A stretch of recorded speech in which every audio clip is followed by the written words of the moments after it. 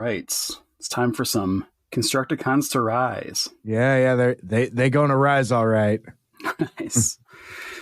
The rise of the Constructicons. Yeah, the rise of the Constructicons. Decepticons, transform and rise up. Mike! Mike! Mike! So many Mike! So many Mike! So many Mike! So many Mike! Well, guess what, friends? It's time for another exciting episode of Two Mikes, Two Furious Animated Transformers, where you are Mike, and we discuss Transformers Animated one episode at a time. My name is Mike Seibert. I have never watched Transformers Animated before, but rather than stumbling around in the dark, I am not unguided on this spiritual animated journey. Joining me, as always, is Transformers Animated serial rewatcher, the Spark Soul brother. It's author, my friend, Michael Andrews. Ooh, thank you, Mike. Boy, that title just keeps getting longer and longer. I feel sorry for you having to repeat that every time, but you're great at it. You're Thank you. Nailing it. I appreciate that.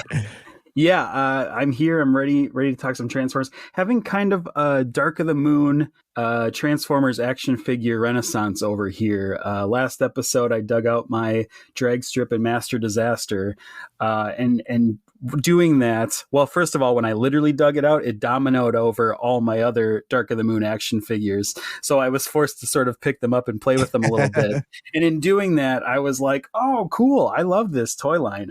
Dark of the Moon went pretty hard. Has some cool toys associated with it. So I'm not as familiar with the I'm not familiar with any of the movie lines in any capacity. So what am I even trying to talk about? But if I remember correctly from some of our previous conversations, the Dark of the Moon line specifically is kind of more well regarded than some of the other movies.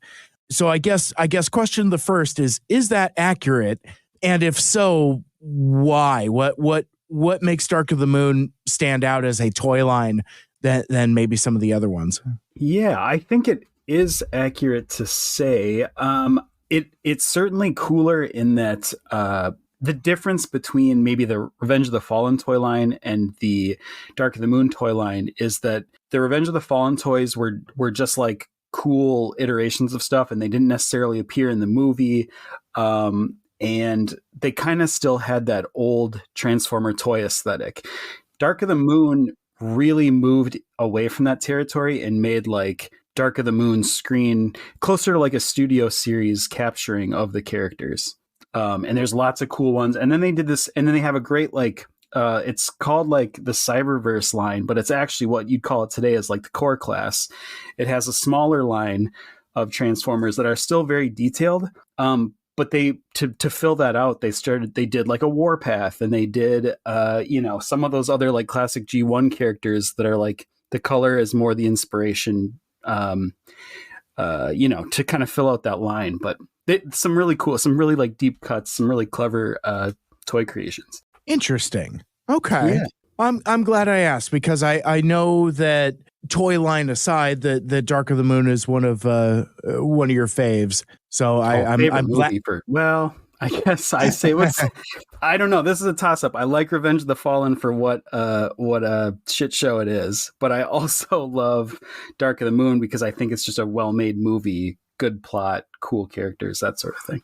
Well, ironically enough, we're not talking about any of that today, but well, I probably will in some capacity, but yeah, I get what you're saying. Yeah. No, so ironically enough, that this kind of puts us more back in a 86 movie perspective rather than a live action movie perspective. We are, of course, talking about Transformers Animated Season 2, Episode 6, overall Episode 22, Rise of the Constructicons. Not to be confused with The Rise of the Constructicons. Right. I don't know. I don't know about these titles, man, but yeah. So was the Headmaster episode? What was that one? Wasn't there another Rise in this storyline? Yeah. Well, no, it was Return of Headmaster. Oh yeah, Return. Okay. Or wait a sec, hang on. Now let me double check my notes just to make sure I got it right. Yeah, no, it's the return of the headmaster. Yes, and what which we we had compared to the rise of the Skywalker. Yes. And yeah, okay. And then so, Rise of the Beast gets thrown in there somewhere, and we're Dark Knight Rises, all the rising going on. So it's interesting, though, that you have the return of the headmaster, whereas here it's just Rise of the Constructicons. Right. Yeah. Kind of more in a Rise of the Beast situation type of thing. Absolutely. Or perhaps, if you would prefer, a Revenge of the Fallen. Yeah. As I would opposed, prefer that. Thank you. Of course you would. And it would be like, is it clunkier if it's the Revenge of the Fallen? Or less clunky if it's Revenge of Fallen? Right. Kind of similar to, Rise of Skywalker or something. I don't know where else I would bring this up, but as much as I love the movie The Last Jedi, I don't know why they didn't call it Last of the Jedi. I just think that would have fit the titling of those films better to call it Last of the Jedi. LOTJ, so cool. Yeah. I don't know. The Last Jedi, it just doesn't stick as a Star Wars title for me. Me neither, but for probably very different reasons, but that's okay. I was going to say, though, using this naming structure, you could call it The Last of the Jedi. Yeah, there you go. Yeah. Last of the Jedi. I don't like any of that. I don't like any of it. No. That's all right. Let's go back to Transformers. Cut him off. Oh, man. So no. So this is Rise of the Constructicons.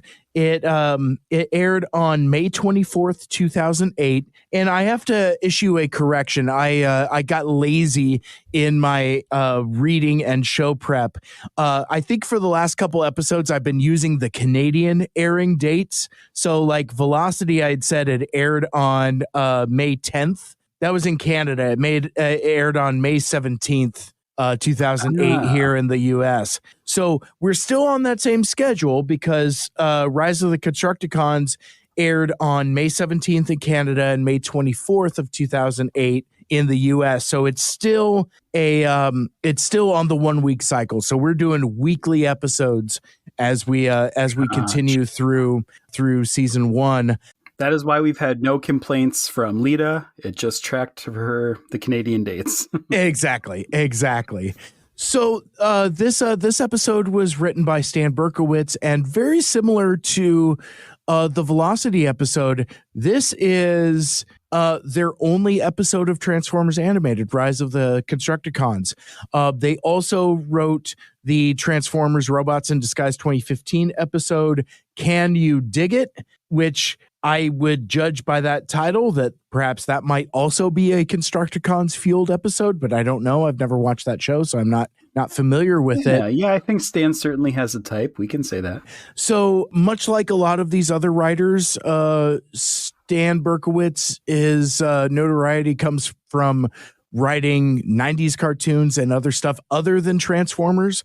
Like he wrote a number of episodes of Spider-Man, as well as Superman, the animated series, Batman Beyond, and Justice League. So it seems like he's kind of like in the Bruce Timm stable, which I feel like thematically kind of fits in with TFA and has kind of a similar flair and flavor and sensibilities. Like, we've made several comparisons to Batman Beyond with TFA. It has kind of some of that same vibe and feel. But he also wrote the direct-to-video feature movie Justice League: The New Frontier. Have you seen that by chance, Michael Andrews? I didn't catch that in his resume there. That is a great movie. It's a great movie based on an even better comic book. Like the New Frontier miniseries, as done by Darwin Cook, R.I.P., is incredible and phenomenal. And it's like, if you have any kind of affection for the Silver Age of DC Comics, it's a love letter to that. And I feel like the animated movie, does the best that it can to try to adapt that iconic art style and keep some of those sensibilities about it too. I felt like, I've kind of fallen off the DC animated train. Like I haven't watched those for a number of years, but I remember being blown away by the first handful of them, where it's like they took like a storyline from the comics and tried to streamline it into an approachable animated movie, kind of like sand the corners off of some of the more gnarled continuity. But the thing that endeared me to them was how they tried to emulate the artist's style in the animation as best as they could. And I felt they definitely did this with Justice League New Frontier. All of the voice acting is incredible. In fact, Jeremy Sisto as Batman is kind of low key one of my favorite Batmans. Yeah. Oh, really good. He has this bone chilling exchange with Martian Manhunter. He's like, I'm not sure what you are or where you come from, but my instincts tell me you're to be trusted. Make no mistake, though. I have a $70,000 sliver of radioactive meteor to stop the one from Metropolis. With you, all I need is a penny for a book of matches. And he just Sisto's out the window or something. It's a pretty cool performance. And not to go like on a whole New Frontier tangent, but one of my favorite depictions of Wonder Woman as well. Like, she has like no patience for the outside world, and it's just like there's a sequence that takes place during the Vietnam War, and Wonder Woman has like liberated this village, and there's this group of women that have been brutalized and assaulted, and it's nothing explicit, it's all implied, but Superman shows up to basically save the day, and he is upset to discover that the captured women have risen up against their captors, basically as Wonder Woman has helped liberate them. And it's like, oh my God, how could you let this happen? And Wonder Woman's just like, I gave them freedom and a chance for justice. The American way. No matter how much good we do, deep down, people are always going to be scared of us. All I see is suffering and madness. But there's the door, spaceman.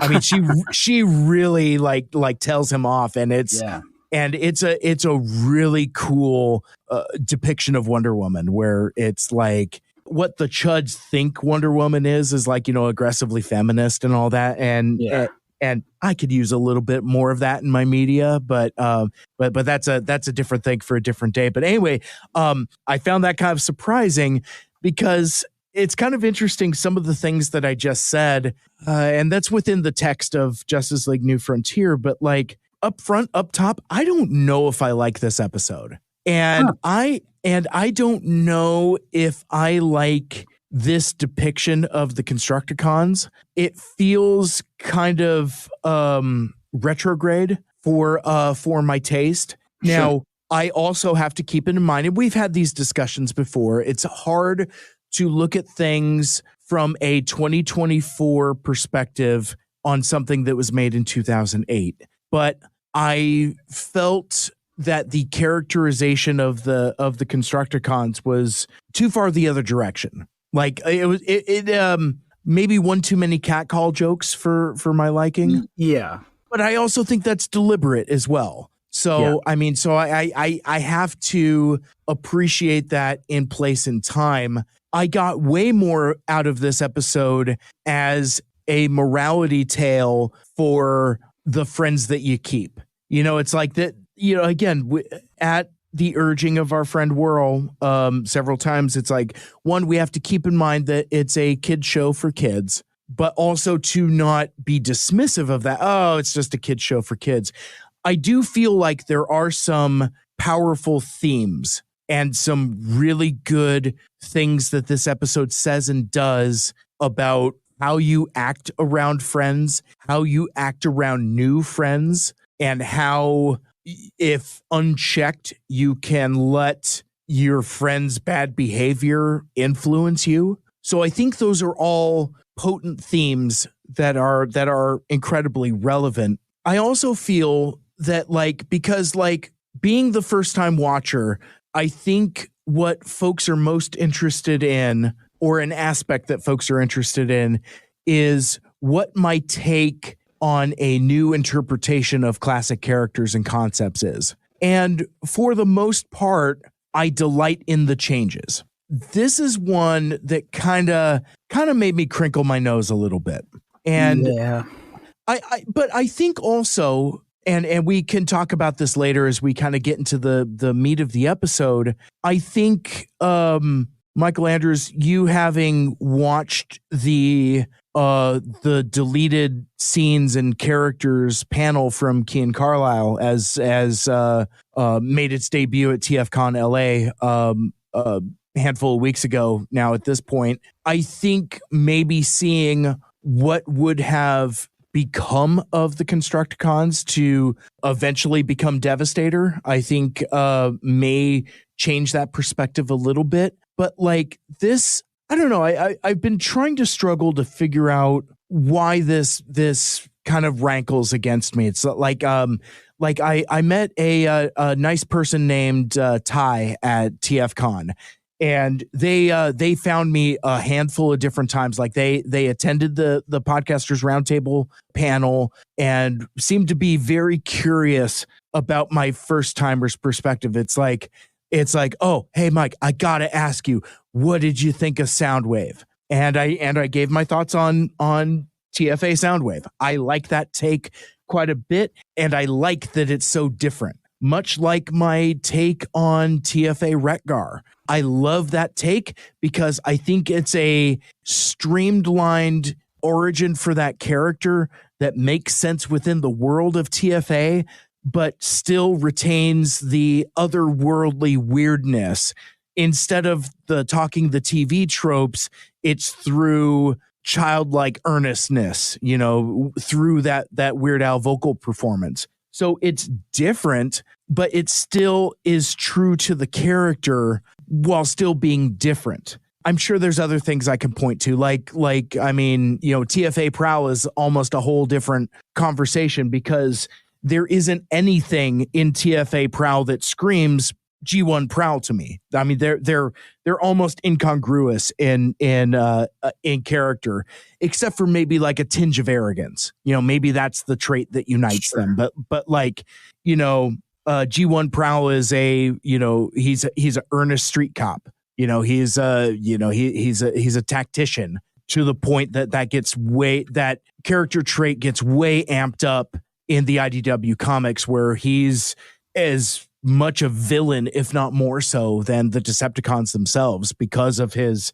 machinations. I've called IDW Prowl kind of like Autobot Shockwave, like in terms of like his cold logic. Yeah.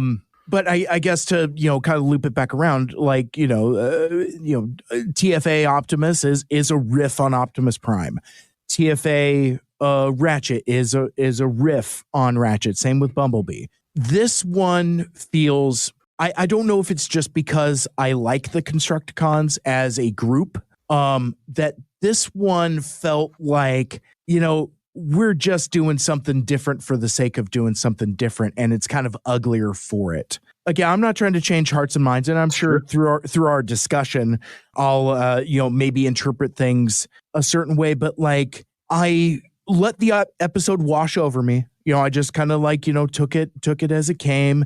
But at the end of it, I don't know. I found myself kind of soured on this interpretation. It's like, oh, they're a couple dumb creeps. And again, it's cool to have a different take, but like I think I also would have been dissatisfied if this were, say, like Scrapper and Mixmaster, like where it's like G1 Scrapper, who ironically enough another Michael Bell voice, like G1 Prowl, but like he's kind of like a How do you describe G1 Scrapper? He doesn't really have a whole lot of personality. He's just kind of like a generic sub-team leader guy. Yeah. So that's what I was kind of going to say when you were saying this, is that, if we're talking about riffs on G1 characters, is there a character there to riff from the G1 Constructicons. I don't know that there's enough source material there to create a TFA version of those. Yeah. So I think maybe they saw an opportunity to go off the rails a little bit. Yeah. And I don't think that doing the stereotypical, catcalling, borderline alcoholic, substance abuse problems, which ironically enough is kind of a Constructicons theme, like in the IDW Transformers Galaxy series, the Constructicons Rising Origin. Tyler Blazinski, the writer, Livio Ramadelli was the artist on that one. That's they portray the Constructicons as, again, blue collar workers that, kind of get caught up in this whole classism type of thing, and they get used and abused. And one of the other things is like addiction and substance abuse, like they're addicted to Energon, and and like how both sides ration it out for them, not unlike illicit drugs. So it's kind of interesting. Like, I mean, the oil consumption is kind of like a stand-in for a child's perspective of substance abuse. Yeah. And I have to wonder how much of that's a newer comic series. I have to wonder how much of that mythology was taken from this iteration of the Constructicons. Like there has to be, the portrayal of them as blue collar, the beer swigging. I mean, there has to be some connectivity there, or this is like, it's a more refined take on it. The newer comic series. I really like that series, by the way. Having recently read it. Cool. Yeah, but I think that's a really cool take. And either that was someone who had never seen TFA going, okay, what's a new twist on these old character types? Or they were like, hey, I remember this TV series that kind of depicted them as, a more stereotypical construction worker, and let's go with that. Is it too defensive a take on my part to feel that the stereotyping here is kind of ugly? Do you mean like in the sense that it's offensive to construction workers? Yeah. Because I feel like we're painting with broad brushes, and obviously, like, construction workers it's a job. It's not like it's not like a culture or a creed or a racial minority or something like that. Right. But it feels like it's painting with the same brush as one would portraying like an ethnic stereotype, that kind of thing. It feels that way to me. But since it's not that, maybe it isn't. Like, I don't know. Like, I mean, again, I don't mean to come out swinging, saying like, oh, well, my family's all in construction. Actually, I do have a fair amount of family that is in construction, and ironically enough, some of these behaviors are kind of intrinsic. So maybe some of that is spilling over. Well, and I was going to add to that. My father is a retired construction worker. And he hasn't seen this episode. We haven't watched it together. I don't know what his take would be, but I do know his humor style, and I feel like he would be okay with this take on them. Or being, or I would say that if you're a construction worker, that doesn't fall in this stereotype category, maybe you'd be glad that this is sort of like a scathing commentary on that type of construction worker, because they do exist. That comes from somewhere. That's not a made up stereotype. That comes from history, right? Mm-hmm. So maybe it's like pointing turning a mirror on more of an uglier side of construction workers. That being said, I do remember a moment in my childhood where, my grandfather and I were in a truck driving somewhere, and he pointed to a group of construction workers and he said, make sure you get a good job so you don't end up like them someday. And even at that young age, I was like, do you know who my dad is? Like, my dad's my fucking hero, and you're dissing what puts food on our table. And I was very upset with him. I cried the rest of the day.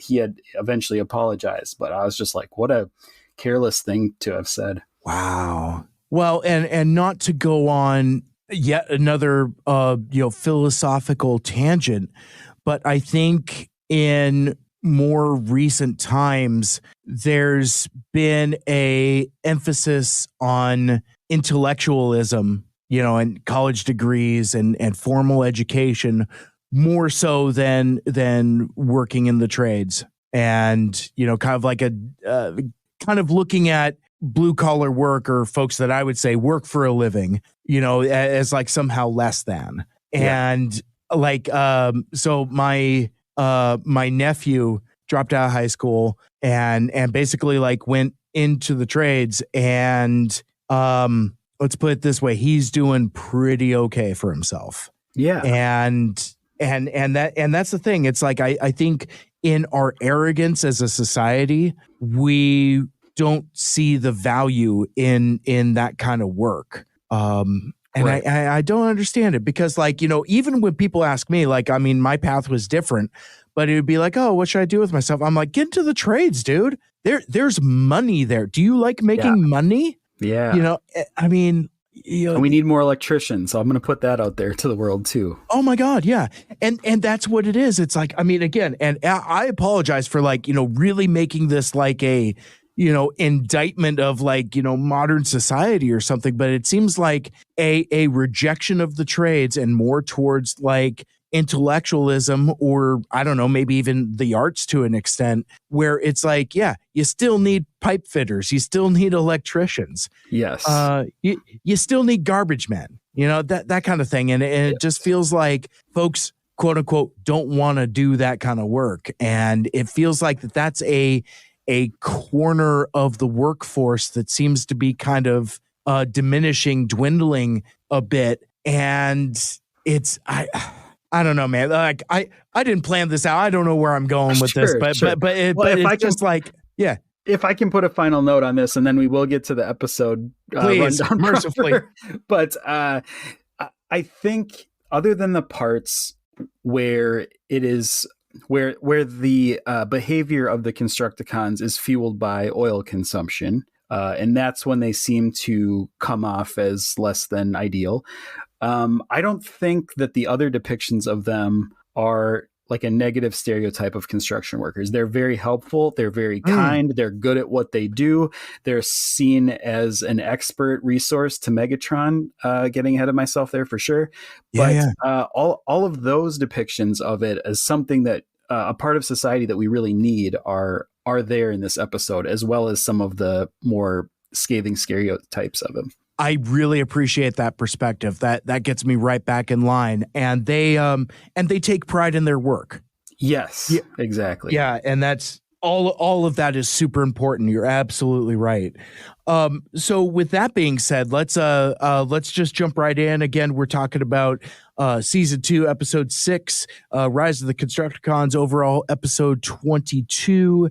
And we start, as we do so many of these episodes, it seems, where the Autobots are again fixing old Detroit, building bridges, if you will. Yes. And my first question is, as usual, how much time has passed? What are they fixing now? Is this just kind of like an ongoing thing? Do we feel like this is still the aftermath of the Decepticon attack, or is this like new stuff that they're repairing? Yeah, I wonder. You could tie it into maybe some damage left over from Bumblebee's racing antics. Could be, but I happen to think it's still just, it's another one of the things, right? Like when they're not looking for Allspark fragments, they're doing their repair work on the city. And a couple things here as we open on this show. I think it's interesting that we have another like nighttime episode after we had such a nighttime heavy episode before. Like, it's really visually cool to see like 2 episodes that take place mostly at night after so much daytime stuff.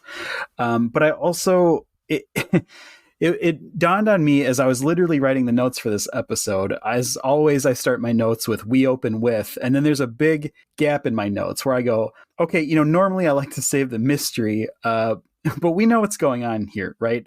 I mean, the episode's called Rise of the Constructicons. The very first thing we see is a green and purple crane.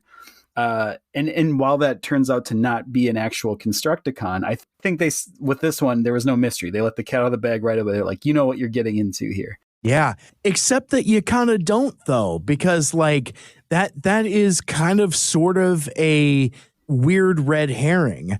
And I want to talk about color for a sec, because we see this explicit green and purple crane, as you had pointed out, and then in previous episodes we've seen construction vehicles coded as that distinctive green and purple color scheme. When we see the titular Constructicons rise, the titular rise of the Constructicons, they're not that color. Right. It's more of like a muted yellow, and like the purple is just kind of like a tamped down, kind of washed out, I don't know, almost like a navy gray black almost. It's not purple, and it's certainly not screaming purple. It's not Decepticon purple. Right. Well, it's getting ahead of ourselves again, but it's Union Boy colors, right? It's sort of the yellow and gray kind of spark plug, uniform. Yeah. Well, and kind of a arguably more traditional construction color. It's like, so I've seen construction vehicles that are the color of scrap and mix. I don't see purple and green construction vehicles unless they're specifically painted to be Constructicons. Yes, exactly. Which I have seen before. But it does kind of open, that does sort of like there to kind of subvert your expectations right away. It's the first kind of visual gag, and that's one thing I love from this show. And then, it also intrigued me again, because the next thing you see is Prowl standing next to it. And that's not something I expected, I guess. That is not who I would have seen paired next to these Constructicons. So right away, I mean, in that first second of footage with no dialogue, I was like, what do we have going on here? What are we in for? Yeah. And so, as you had said, we see the Autobots are repairing bridges again. It seems to be their specialty, but everybody seems to be grouchy about it, and especially Bumblebee. Like, I don't know if he's still tuckered out from his racing exploits, but he keeps talking about wanting to take a coolant break. And Optimus is not having it. He's just like, you just had one 2 cycles ago. But I'm thirsty. Right. Kind of like, probably a little bit like doing this show with me. I'm always asking for the equivalent of a coolant break here and there. Well, I mean, not to put too fine a point on it, but you gotta stay hydrated. So it's like, and I don't know, like, I mean, it's funny in some of these episodes because I end up like in a weird headspace and it's hard to shake myself out of it. It's like, well, your young child is telling you that he needs some water. Are you really going to tell him to not have water? It's like, oh no, Bumblebee's got the dehydration. Oh shoot, probably should have let him take that coolant break. Don't you feel real dumb? Don't you feel real bad now? That kind of thing. But we do have to remember that this is a space bridge crew. And 2 points here is that probably some of the exhaustion is, I thought we never had to do this again. We have these new important jobs of heroes of the city, and now we're back to doing our old gig as space bridge techs, construction workers. But also probably Optimus has seen this shtick from Bumblebee for mega cycles at this point, right? Like, this is maybe centuries of Bumblebee being like, can I have a coolant break? Like, it's the cigarette break. It's there's another construction worker stereotype trope there, right? Of like taking too many breaks or something. Yeah. So I can see Optimus's like exhaustion a little bit of like, no, not another one. Right, exactly. And then there's this little bit of legislation about whose fault the damage is, because like, is it Optimus where he's just like, hey man, you know as well as I do, it's partly our fault. Yeah, there's sort of an instant payoff here. It kind of like no wasted time. Prime's lamenting that they're to blame for this. And Bumblebee's like, yeah, I guess. But it's mostly their fault. And literally there's Decepticons to point to in the form of Blitzwing and Lugnuts, who are back on their bullshit of stealing equipment. Specifically in this time around construction equipment. Right, for purposes that we as the audience know, but that is not necessarily apparent to the Autobots. And it's interesting too, because like, again, I think I get hung up on the literal nature of the of space bridge technology. I think it's odd in a way that they need earthbound regular construction supplies to work on future tech space bridge. Sure. I think they're making do with what they can get their hands on, right? That's true. Earth doesn't really have a Cybertronian, mine here on Earth. Right. They live in a mine. You would think they'd be, but no, you're right. You get a really cool Bumblebee Stinger attack sequence here. Like, he gets like the full speed lines treatment, and it was one of those things where it felt kind of like weirdly out of place, but still very, very cool. It was a cool sequence. Yeah, it reminded me in the last episode that we had a whole racing episode, and it really didn't get that sort of anime-esque speed lines and stuff. So it was kind of like a bit of a sticker shock here to see it now after, for an episode where they could have stuck it in quite a bit during the racing episode. They didn't really. It was more like actual footage of a race. And then right away here, we get the speed lines. Yeah. So, and then you get Bee and Ratchet crossing the streams, trying to, repel the cons, but they managed to get away. We get a shot of some Union boys on the overpass as it prepares to crumble. I really liked that shot. Yeah, it's a great shot, and it's dual purpose, because like I like that the contemplative Union boys are dressed like their G1 counterparts. So I get to bring that meme back. I'm very excited. Oh my gosh! But like, no, it's just a cool piece of animation as well. It's like, and it sells the peril in a very efficient perspective or efficient way. Absolutely. Yeah. So as this overpass is starting to come down, Bulkhead steps in and braces the bridge, and then they just kind of breeze over it. And maybe I've just been watching too much of this show, but my first thought was, well, where's J. Jonah Reporter Bot at a time like this? Everyone's talking about what a menace he is to the city and how he clunks and chunks and gets in the way. And it's like, this is a great, if there was a camera around, it would have been nice to capture him, saving the day and not bungling it. Right. Using his strength and his big body for something. So is this, is it here where Bulkhead gets stuck in the concrete? Yeah, so night falls on the city now officially, and I love this scene. Bulkhead, this to me felt very real. Bulkhead does not want to admit that he's stuck in cement, but he also knows that appearances are important in the workplace, so he pretends that he's going to stay and do some late night work before calling it a night.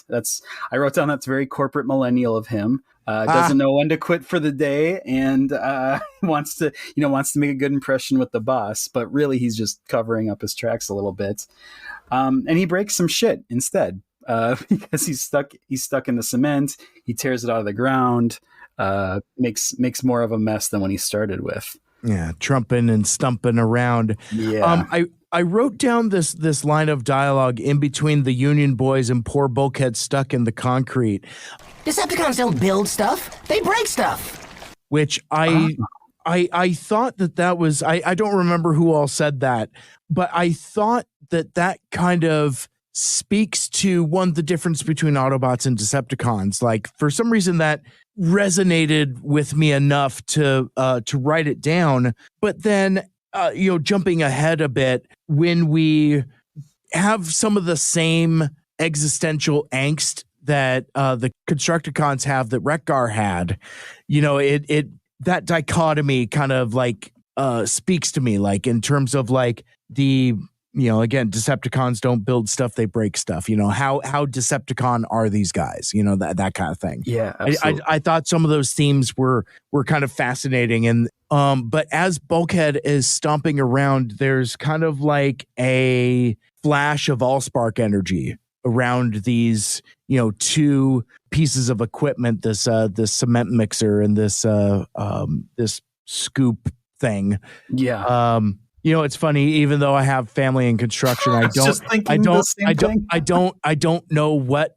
Well, actually, it's funny. Tell you, backhoe, maybe? I don't know. Maybe, yeah. I think it's it's mostly a backhoe type of thing. But what's fascinating, though, is for my family's construction background, very rarely do they refer to pieces of equipment by their name. They usually just call them machines. Be like, oh, he's up on the machine there, or he's got like 3 machines in his backyard or something like that.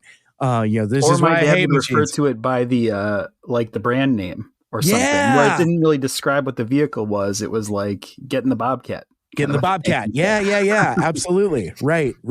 Yeah. That's kind of interesting. So I would imagine that maybe like your acid test for if somebody actually has a construction adjacent background, how they refer to equipment as. It's like, do you call it a machine? Do you call it a Bobcat? Or do you specifically call it a bulldozer? I've never heard anybody in my family refer to a bulldozer as a bulldozer. That kind of thing. Yeah, absolutely. Yeah, well, for better or worse, these non-green and purple construction vehicles are brought to life by the Allspark fragments within them. I love these scenes with these new life forms where they get into the logistics of how they get their names. That's something that I think is unique to this show and cool, and I love it. So when they're actually talking about choosing names for themselves, Scrap, who's not yet named Scrapper, tells. This is a great bit too, by the way. They have good naming. This whole thing is awesome. I love it. Yeah. So Mixmaster's got a brand on the back, going back to this brand thing. Mixmaster's got a brand on the back of his hind end, and Scrapper says it out loud, and Mixmaster goes, No, that's too long. Just call me Mix. And then Scrapper sees a sign that says Scrap, and he's like, well, I'm Scrap. And he's like, all right, that's too short. How about Scrapper? I like it. I just think so silly. Yeah. Oh, and then they get into, they're so thrilled with themselves that they've given themselves names. They start like fist bumping, but like butt bumping each other. I mean, we should mention that while they're talking, they're both still in vehicle mode. And so like Scrapper's like talking through his scoop, like a sock puppet. And then Mixmaster sort of looks like a friendly cartoon spider. He's kind of got his mixing tank up in the air, like it's a spider butt or something. And they're they're like bumping each other. It's odd, but it's funny. I also think that this is a interesting juxtaposition contrast with Retgar, because Retgar like gains sentience and he immediately has a quest for identity. What am I? Am I a candy wrapper? Am I a bra? Am I a what am I? I'm only good for one thing, garbage. These guys kind of have the same thing, but it's kind of inverted and is more brief. Like, it takes the angry archer to be like, oh, well, fucking, wreckage garbage, let's shorten that up. Whereas these guys very quickly, it's like, hey, what's that thing? Well, on your shovel head, who you calling a shovel head? Cement breath, that kind of thing. And it kind of comes from ribbing, and maybe it's because they come online at the same time, so they have each other. Like, how different would Retgar's journey have been had he not been alone? Yeah, I think there's two ways to look at it here. One of them is it could just be maybe like two different types of people, and maybe this goes into like the single or like an only child versus siblings, right? That's what I'm getting at. Yeah. Becomes more contemplative, looks within, and then you have these two that are just like, we're here now. and that's just a personality type, right? There's not a lot of some people, there's just not a lot of questioning. It's just, I'm here and I know exactly what I'm doing, and my moral compass is I don't even think about the concept of a moral compass. I know what to do. Yeah, and so here for me is kind of the beginning of the troubles. I don't know. Maybe it's just the phrasing. Maybe I'm just too prudish or something like that.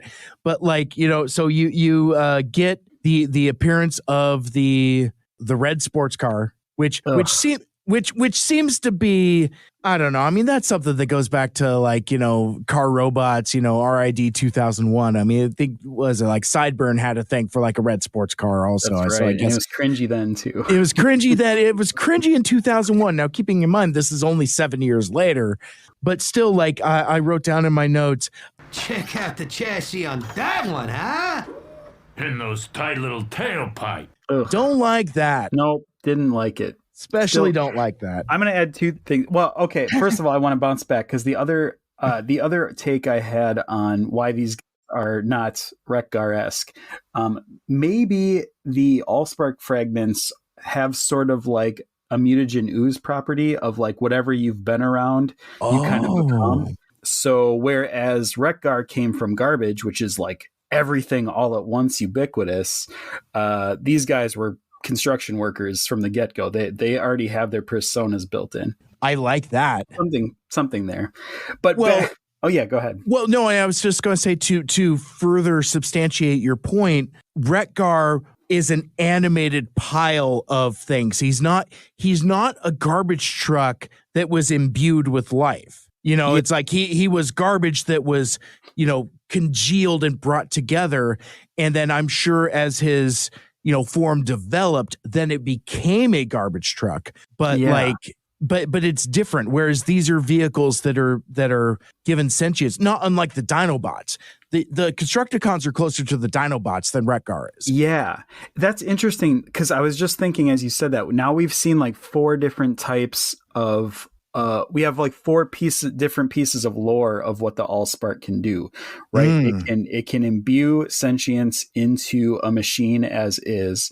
It can bring together parts of something to sort of create a persona about that, and it can bring like it did with the remote control. It can bring sort of an element of a weapon. There was no life given to the remote control. It was just augmenting what it already did, amplifying it.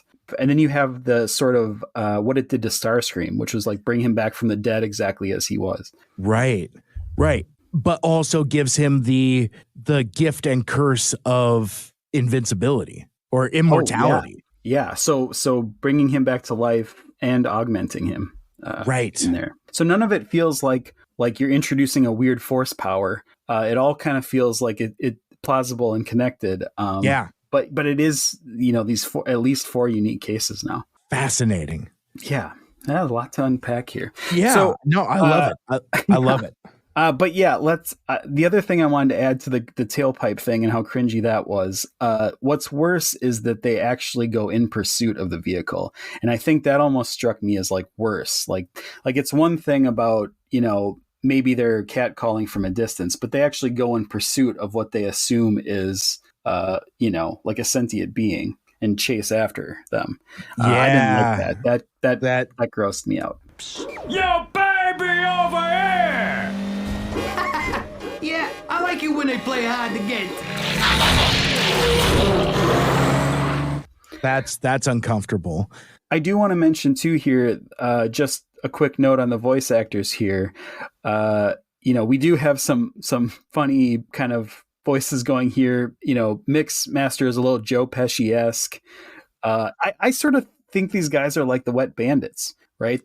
They're like Joe Pesci and Daniel Stern a little bit. Yeah. One's sort of squat and fiery, and one's lean and kind of simple. But real dopey. But the voice actors. We got no new voice actors here. This is actually a quintuple threat or whatever we're up to. Jeff Bennett and Scrapper is voiced by Tom Kenny, who's really showing some chops here because much like Phil Phil Baggerbach.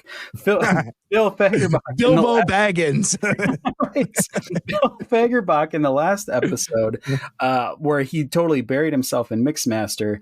I wouldn't have put money on that this was Tom Kenny as this sort of like dumb, lanky, bass voice construction worker. Absolutely. I have something written in my notes here called measurement legislation, and I'm not sure what that refers to. I do know what you're referring to.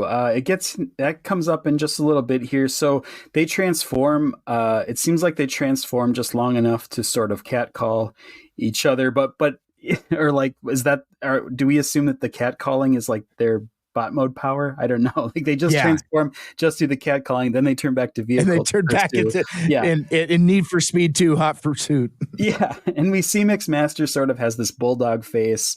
I was going to ask you before we get to your part, what would you call that facial hair? It's almost like mutton chops. It's almost the handlebar mustache. I don't know I don't know enough about beard types. Yeah.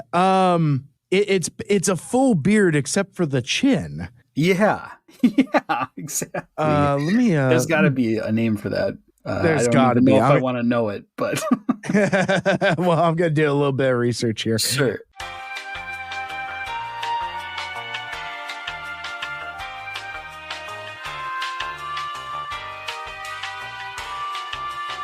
I found a couple style guides here that refers to it as friendly mutton chops. Oh, well, so it's a variant. Well, it's mutton chops with a mustache. And that's what makes it friendly? Is that what we're supposed to understand? Yeah, because it's connected.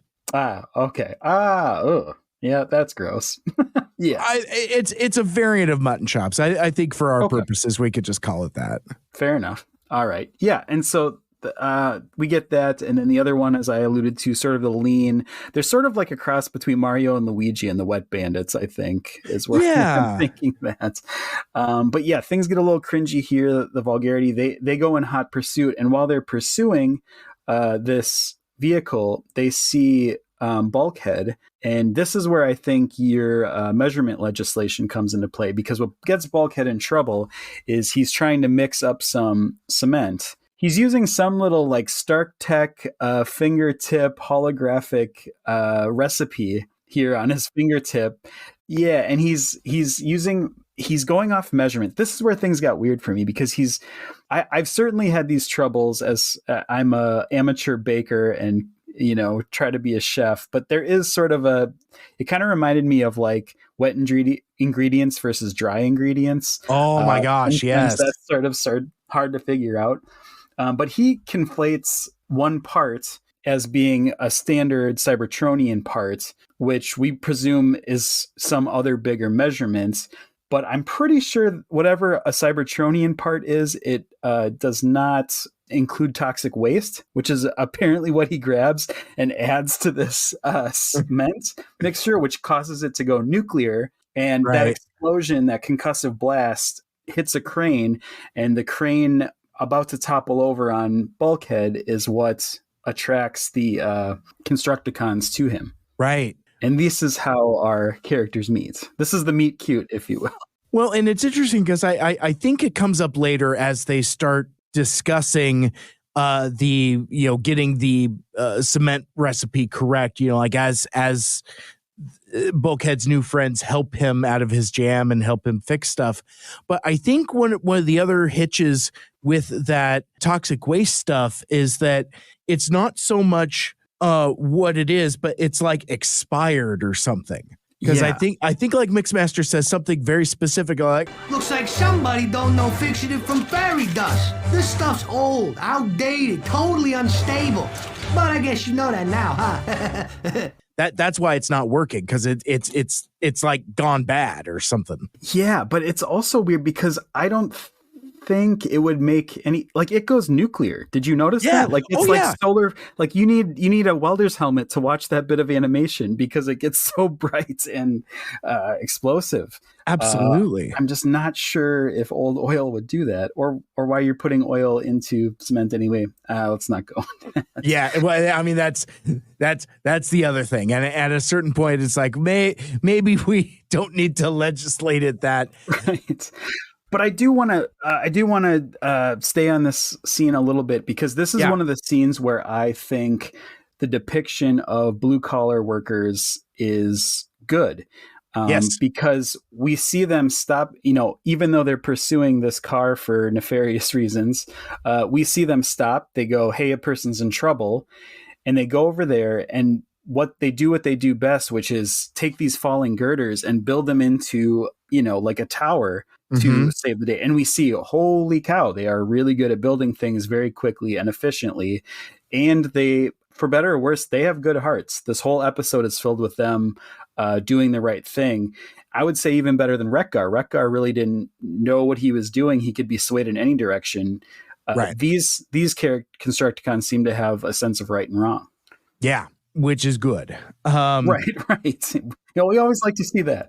Yeah, absolutely. Well, and it's somewhere in here where the Constructicons are talking about, like, oh man, that like a puny little yellow compact, like kind of like talking about like Michael Andrews' favorite type of car in a very slanderous way. And I like this bit a lot. I think it takes Bulkhead like twice to be like, hey, my best friend's a puny little yellow compact. Right. But there is sort of like, it's still a little funny to him too. I mean, he's said stuff similar in the past. I think there's a whole episode of calling Bumblebee Pipsqueak, but I think it's that situation of like, hey, that's my friend. I can make fun of him. You can't. Yes, absolutely. Sure. Absolutely. So they become fast friends, and they decide to go on a little oil bender here. Yeah. Well, again, I also think it's cool. I want to point out that they help Bulkhead. Not only did they save him, but they help him finish his construction duties. They help him repair the damage that he caused with the cement incident. And then to reward themselves, they're going to go out into town for a little oil. Yeah, and it seems like, a just reward for a hard day's work. I get that, but then I don't know. So it's something to the effect of like Bulkhead feels like, I don't know. It's like, I think like his internal alarms are going off. I think he feels like maybe he's been out too late. And I mean, I'm sure we've all felt that before, where it's like we're hanging out with our friends who may or may not be new friends, but hanging out with our friends after work, out later than we should. Yep. Maybe didn't send a text message like you said you would. Not that I'm speaking from personal experience at all. A little too, but niche. But like you tug's collar. But Bulkhead's misgivings here, I feel like speaks to that. Like there's a twang of guilt there that he's like, oh man, I mean, like this is great and all, but yeah, probably should be getting back. Maybe I don't need to be drinking and driving, that kind of thing. That kind of thing. Absolutely. I will say too, I like this animation here because the bar, quote unquote, that they go to is actually an oil tanker ship at the edge of town in the docks, and they just go plug a tapper into the top of it. Pouring oils, and they're drinking out of oil barrels, sliding it down the bar, sarsaparilla style. There's a lot of animation around the cups of oil that I really like in this episode, and this is the start of it here. Yeah, and I had misplaced the quote earlier when I was talking about the little yellow compact. I forgot that it was the Constructicons goading Bulkhead into drinking, because he's like, oh man, I don't know about all this. It's like, what are you, yellow? That kind of thing. Like, I mean, like a real Marty McFly situation. Right. And it's like, he's like, nobody calls me yellow. I'm going to drink myself stupid. You watch. That kind of thing. There was something very real about that too. I went in a very short time in college. I went from I don't like beer, beer is gross, to picking out a 24 pack and dragging it back to the apartment. So through all this, Bulkhead decides, well, maybe drinking in public isn't such a great idea. We should probably take this back to a house party. I'm going to take you back to my place. Oh, speaking of getting real, this was very real to me. This sort of like when you bring home drunk people to like a sober people in a living room, it's like a disaster. I was cringing at this part. Yeah, real uncomfortable because like they're clearly on a different level and at a different phase of their journey than these stone sober Autobots that they come in with a child, by the way. Yeah, that's where it got real and cringy at the same time too, because suddenly everyone became parents, right? Like you're just having a dream, that to me felt like a real scene in a movie, where you don't want to see a parent intoxicated, right? And they were just trying to like shush her back to bed. Right. And it's one of those things where like you've transcended a certain level when even Ratchet thinks you're being rude. Right. Yeah. Because I think he has his barometer finely tuned enough to where it's like he's like, I'm a grouch, but they're rude. That kind of thing. I mean, he doesn't say it that way, but I was also wondering too if they would get into like his stance as a medical doctor on the I kind of wanted them to go into that. I mean, obviously they probably didn't want to go too hard on the beer metaphor, but I was wondering if Ratchet was going to have anything to say scientifical about oil consumption. Yeah. Where does the oil go? To say nothing about that, but so this gets at a time where like the sequence is already feeling uncomfortable and maybe a little too real for some of our sensibilities. So Sorry gets waken up. And it's like, what the fuck are you asshats doing? I'm trying to sleep. But this gag with like the oil, the smashed barrel that's basically as lethal as Prowl shurikens at this point, gets casually thrown. And it's a good thing they don't have like loaded firearms sitting around because the way that Sorry's pigtails just get chopped right off. That's that's if as an adult you look at it from an adult perspective of these are irresponsible drunks and they're making poor choices because of their drinking, that makes that scene so much more uncomfortable. Obviously within the perspective of a kid's show, it's like, oh, it's, they're drinking oil and, whatever. But like if you think about the danger in that, it like I said, it gets a little too uncomfortable when you realize how near a miss that was. Yeah, absolutely. And Sorry tries to play it off a little bit. It kind of comes off funny. I did appreciate the line of those don't go back overnight because A, it's kind of a good line, but B, it almost seemed like the show is making fun of itself because it's animation and they 100% will grow back overnight because that's how animated things work. Yep. The character model needs to have those pigtails. So I thought that was a good little joke. There was a version of this where, because again, I haven't seen, I don't know what's in episodes ahead. It's like, for me, first time watcher, I'm like, oh shit, do they not grow back? Are they going to change her character model halfway through season 2? Right. I mean, that would certainly be a choice. And I don't think that's the case because Sorry shows up later in this episode, right? Like she's, and her pigtails have definitely grown back. Yeah. Overnight. I think that line is a little bit, now that I think about it, I think that line is a little bit of like fourth wall breaking or something, or just sort of like talking to, people that are like serial cartoon watchers will know that that's poking fun at that exact aspect. But regardless, Optimus has had enough. Yes, I call him Dadimus Prime for the rest of my notes, because Dadimus Prime steps in here and calls closing time on these guys, kicks them out. Yeah, it's the semisonic rule. You don't have to go home, but you can't stay here. Right.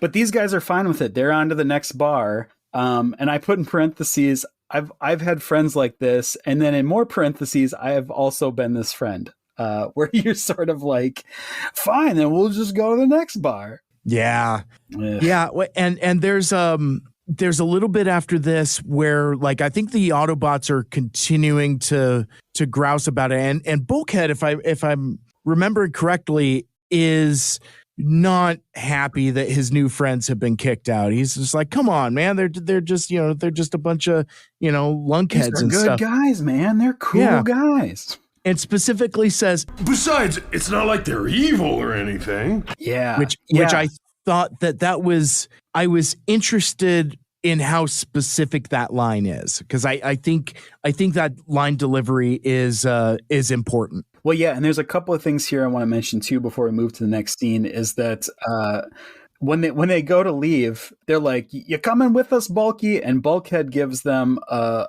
very good Egon yo. All of Ghostbusters 2, right? He does the Ziggy yo. Like on the way out the door. I loved that, and I had to tie it back to Ghostbusters somehow, or I'm not doing my job. Right. And then also more Dadimus Prime, because he calls him back for a little pep talk about choosing better friends, and I thought this was so dad. Like I really appreciated what he was saying, and that's where you get the line where Bulka says they're not. It's not like they're evil. And Optimus is just trying to look out for Bulkhead. Like, I mean, sure, obviously they almost murdered this human child, but even so, it's like, and again, this is where I feel like it's good children's programming, because I think that's an example for young viewers to see, and actually, quite frankly, viewers of any age. Where it's 100%. Like, I think even as an adult, there's value in maybe taking a look at the friends we keep, because like you said, Michael Andrews, it's like, we've all had that friend and we've all been that friend. So it's, having that additional bit of perspective is, I for this type of programming, I like the lessons that it tries to convey. Yeah. And speaking of foreshadowing, as we often do, the line that it's not like they're evil is immediately cuts to Blitzwing and Lugnut. Yeah. So we know. I just kind of like wrote down, oh no, like this is pretty heavy-handed foreshadowing of what's to come. Yeah, who are actually evil. right. Yeah, they are shitty, especially in this episode too. So they're up to their old hijinks again, stealing more construction site stuff, and we have a nice mirror of the scene where they save Bulkhead, and this is where another nice moment for the Constructicons, because they save the two Decepticons in the same way that they saved Bulkhead, right? They see someone in jeopardy and they step in and they do the right thing. Yeah, because like Blitzwing like loses his footing or something like that, and like falls down or something such like that. They're pushing containers of stolen goods up a hill, and they lose their footing, and both of them come tumbling back down, and the Constructicons step in to save them. I really thought it was a missed opportunity for Blitzwing to switch to his Arnold Schwarzenegger face and somehow become stronger to push the stuff up the hill. I like this idea that it doesn't actually make him stronger, but because he has this like personality disorder, he thinks that's the stronger personality. He thinks it is. Yeah. And so it actually does make him stronger just because he's holding back. And I don't know, maybe I'm getting into the psychology. It's getting a little too Split territory, the M. Night Shyamalan joint, right? Yeah. But to support your point, in vehicle mode, we've seen Blitzwing have different abilities based on which persona is dominant. Again, sometimes they're ice missiles, sometimes they're fire missiles, and it just kind of depends upon who's got their hand on the wheel at that particular time. Yeah. So it's not unheard of for them to have different characteristics for each personality or physical attributes. I mean. Sure. Yeah. You're right that I'm right. Thank you, Mike. Yeah, they're perfect. We did it. We did it. High five. Hey, yeah. So I like this this bit of legislation here. And again, I don't know if I just still have Wreck-Gar on the brain, because like there are so many similarities here where they have the same type of reaction, like Blitzwing and Lugnut along with the Constructicons. It's like, what the fuck are those? You know, and it's like, well, if you're not an Autobot, you must be a Decepticon, that kind of thing. And where the Constructicons having just been near the Autobots, and I love all of this. And obviously this pays off in a little bit with Megatron here, but like, they answer that they're Autobots. And it's like, what? We're gonna fuck you guys up. And it's like, no. We're Constructibots. That kind of thing. Well, I love more naming identity legislation. So for me, that was really fun. And I think it's very clever here, the implication that they're Constructibots when they're good, they're Constructicons when they're bad. Like keeping that bot and con nomenclature intact was clever to me. It's so cool and it's so clever. Yeah, and it fits. Yeah, and somebody put conscientious thought into that, which I really respect, and it kind of gets you to think about it in a way that you might not have otherwise. That kind of thing. Yeah, absolutely. So they. Lugnut and Blitzwing just straight up take advantage of these guys at this point. Yeah, so they've been saved by them, and now they devised this plan of like, well, these guys are ready to do our heavy lifting. Let's let them. But with also kind of like this unnecessary bit of like, oh yeah, we'll use them for brute strength and labor, and then we're just gonna kill these dudes after. It's like, yeah. Again, they're the bad guys, and right. I get it. Well, this is what I was getting at, where they're particularly shitty in this episode, right? They're like, let's trick them into doing our work and then kill them. This is the most like sadistic I've seen them, I think. And it sort of reminded me of Matt Damon and Ben Affleck's characters in Dogma. Like the angels that are just like sick of humanity and sick of people. And they're like, we're going to do the next best thing. We're going to commit genocide. That sort of thing of like, it had that kind of feel, or like the way they show, especially in like late 90s, early 2000s movies, how they show people are really bad, of like, just keep the camera on them a little bit longer while they talk about this shitty thing we're going to do later. Yeah. And it feels that way. So they get the work done, and as much as I dislike the sinister nature of the Decepticons here, this is a pretty fun scene and a pretty fun payoff where like they're talking to Blitzwing, and it's like, oh, hey, thanks for all your help. Meanwhile, Lugnut from behind off the top turnbuckle, he's like, I like, we've seen a couple different versions of how Lugnut charges up the poke. But like this one where like his claw hands like retract and the button pops out, and that's got to be a commercial cliffhanger, right? Like we seem to do that a lot with like the flashing lights of the punch of kill everything here. But I like this where Lugnut's about to deploy the poke. He's going to do the death blow, and Megatron of all people, like this is fascinating. There's a lot to unpack here. Oh yeah. Megatron is just like, hang on a damn minute.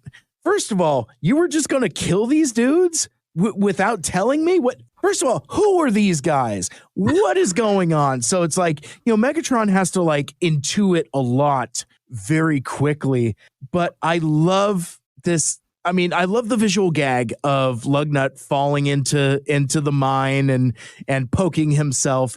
But like, I think one of my favorite audio cues or like audio sound bites or whatever, it's like it's a combination of David Kaye's vocal, but also like some of the processing on it. I love that warble that they put in Bulkhead's voice whenever he's in any kind of despair, like the whoa. Yeah. I don't know. It's just for my ear, it's one of my favorite sounds. Like I love David Kaye's performance as Bulkhead, but it's also do you mean Blitzwing? Or sorry, Lugnut? Do I keep saying Blitzwing? You keep saying Bulkhead. Oh, Jesus Christ. I mean, they're the same guy. One's a jet, one's a truck. Right. I mean, wow. Thank you for correcting me. Yeah, no, I'm talking about Lugnut. Lugnut. Not Bulkhead, not Blitzwing. Good Lord, not Megatron either. But yeah, no, that warble that they put on me is like, whoa, as he fall backward into the cave.